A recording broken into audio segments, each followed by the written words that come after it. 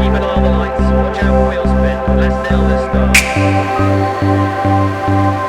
Green, green, green, go, go, go! Hi there! Few simple words about setting up project cars, graphics and optimization.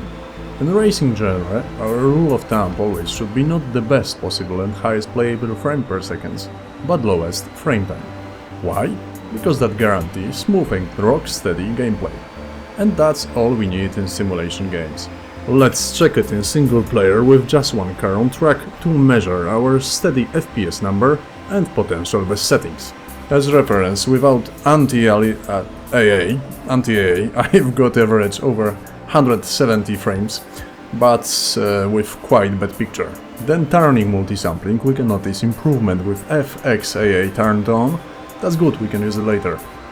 Comparing to downsampling, every time choosing higher AA, we got slightly better picture and from other side lower frames. Even with DS2M method we got playable frames and acceptable frame times, around 20 milliseconds. Not the perfect, but still acceptable.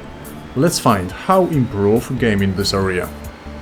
Best known method, except simply lower visuals, is to reduce generation of frames by locking it rigidly. To do that we need to add in common string FPS cap. In my case, still talking about single player, it's capped to 1 on 1. Our card have less work and does not push too much effort to produce nonsense amount of FPS, instead keeping solid frame times. Look how nicely and steady it works, lowering difference between minimum and maximum FPS number. Watching frame times, I found best optimization around the S2X method, where lower 1% drops gives around 80 millisecond frame times. That's why I will choose it and try again workout with another trick.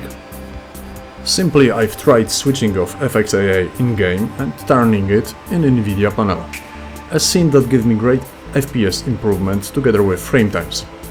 Summing up, I've tested that with my rig and triple screen for just one car, works best DS2X with FPS cap around 101.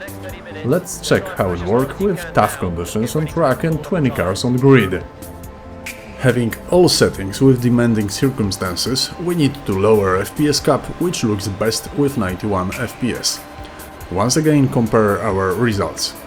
High frame rates without AA, capped to 81, to 91 and 101. Looks like we've just found the best option with DSX2 paired with NVIDIA FXAA and FPS cap set to 91.